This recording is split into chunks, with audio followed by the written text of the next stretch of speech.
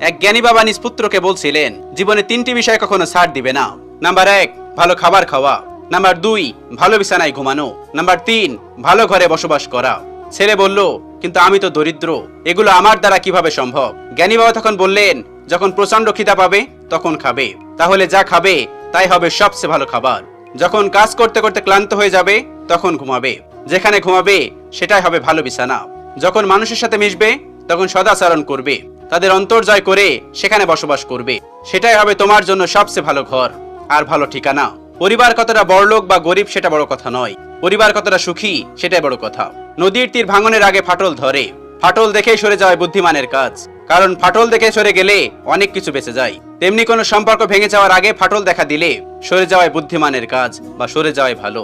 যারা তোমার ভালো দেখতে পারবে না তারা তোমার দোষ খোঁজাখুঁজি করবেই, তোমার হাসিতে দোষ, কথায় দোষ, কথা না বললে দোষ, ইত্যাদি ইত্যাদি বিষয়ে দোষ ধরতে